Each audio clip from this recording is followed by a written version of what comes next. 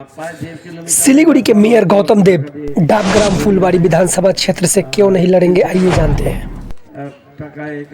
नमस्कार, मैं पंकज, आप सबका स्वागत है द ग्लोबल न्यूज अपडेट्स में। उत्तर बंगाल सिलीगुड़ी शहर के राजनीति में आज एक बड़ा मोड़ तब आया जब नगर निगम के मेयर और कद्दावर तृणमूल नेता गौतम देव ने स्पष्ट कर दिया कि आगामी चुनाव में डाकग्राम फुलबाड़ी केंद्र से उम्मीदवार नहीं होंगे। फुलबाड़ी में आयोजित इस कार्यक्रम में के दौरान उन्होंने खुद को घोषणा की कि गौतम देव ने सार्वजनिक रूप से कहा कि वह इस बार डाकग्राम फुलबाड़ी विधानसभा क्षेत्र में चुनाव मैदान में नहीं उतरेंगे। उनके इस बयान ने राजनीतिक गलियारों में हलचल तेज कर दी है, क्योंकि यह क्षेत्र लंबे समय से उनका घर माना जा रहा था। हालांकि पिछले विधानसभा चुनाव में उन्हें यहां हार का सामना करना पड़ा।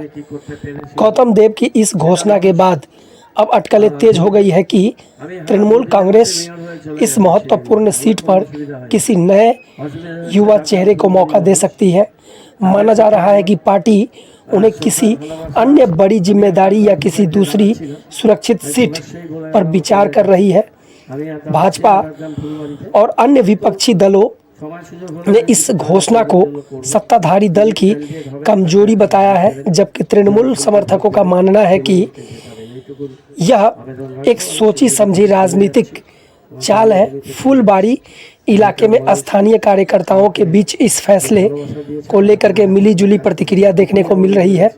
जहां कुछ समर्थक इस फैसले से हैरान हैं, वहीं कुछ इसे पार्टी के सफेद पोश नेतृत्व के बदलाव में देखना चाहते हैं और देख रहे हैं। आइए, क्या है माजरा, चीज़ों को हम विस्तार से समझते हैं और जुड़े रहे हमारे साथ। ऐसे ही अपडेट्स लेकर के हम पुनः मिलते हैं।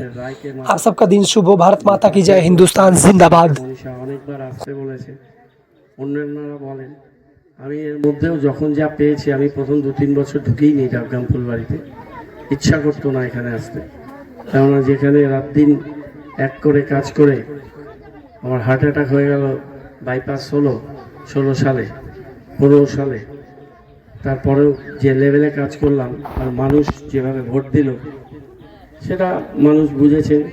কিন্তু তিস্তা পল্লী ওই ঝড় বৃষ্টি তাদের বাড়িঘর উড়ে গেছিল, সেখানে আলাদা করে তাদের বাসস্থান করে দিতে পেরেছি আমি লালটান চৌমুখরানী অধিবাসীদের।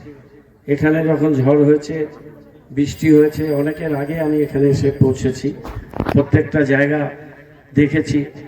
শিলিগুড়ির অন্তর্গত 32 নম্বর ওয়ার্ডে প্রায় 48 লক্ষ টাকা মানুষের বাড়িতে টাকা পৌঁছে দিয়ে এসেছি।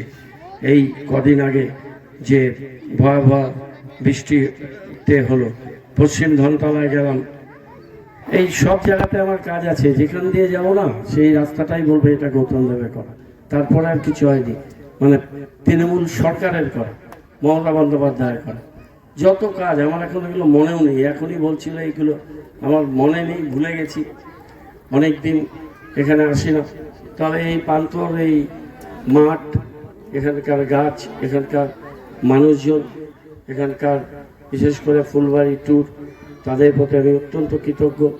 তারা আমাদের পঞ্চায়েতে জিতিয়েছেন, বিভিন্ন ক্ষেত্রে আমাদের জিতিয়েছেন, জেলা পরিষদ আমরা জিতেছি অনেক ভোটে, আমাদের 14টা ওয়ার্ড আমরা জিতেছি, কিন্তু পার্লামেন্টেও আমরা পরপর দুবার বহু ভোটে হেরেছি। ডাকগ্রাম ফুলবাড়ির ভোটে, বিশেষ করে ডাকগ্রাম 2 আমাদের ডুবে ছেড়ে দিয়েছে। এমপি পাঠিয়েছে এমন একজনকে যে কিছু করে না, এমএলএ পাঠিয়েছে কিছু করে না। কাজ করবে মমতা ব্যানার্জি, কাজ করবে তৃণমূল, ভোট দেব বিজেপিকে, এটা হতে পারে না। এর একটা শেষ হওয়া দরকার। আশা করব মানুষ এবার তৃণমূল কংগ্রেস প্রার্থীকে জেতাবেন। আবার নতুন করে আরেকটা আমাদের অধ্যায় শুরু হবে, নির্বাচন ঘোষণা হবে কদিনের মধ্যে। তার আগে আমাদের ক্যান্ডিডেট বা তারপরে আমাদের ক্যান্ডিডেটও ঘোষণা হবে, সেগুলো চূড়ান্ত পর্যায়ের দিকে যাচ্ছে।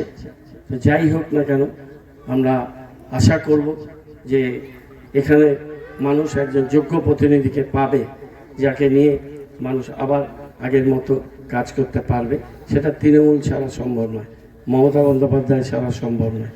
এটা আমরা মনে রাখি। এবং দেশের মধ্যে একমাত্র সচিবালয় উত্তরকন্যা করার পরেও রেজাল্ট হয়েছে খারাপ। আমার বলার কিছু থাকে না। এখানে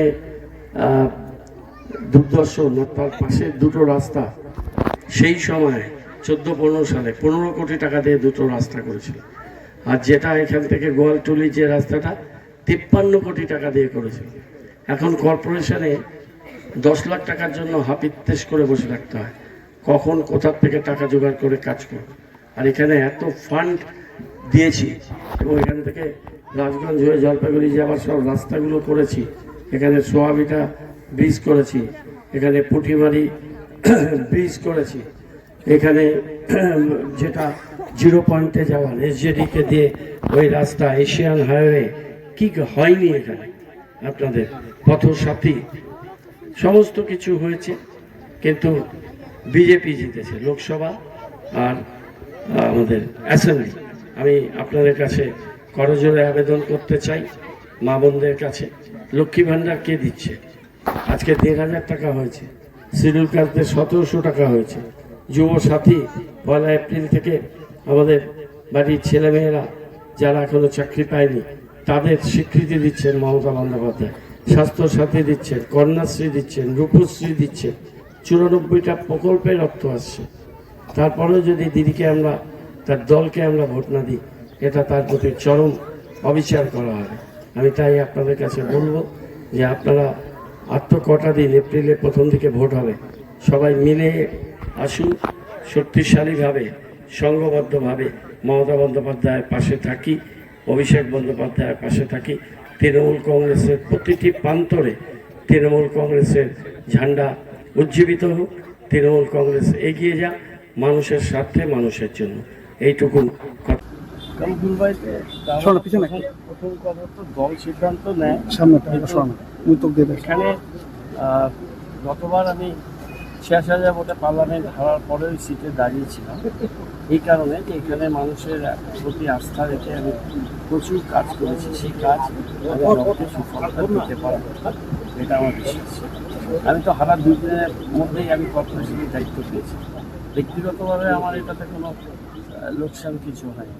আর শিলিগুড়ি মেয়র মানে অনেক বড় জায়গা, কিন্তু এখানে ডাকগ্রাম ফুলবাড়ি উন্নয়ন 20 বছর পিছিয়ে গেছে।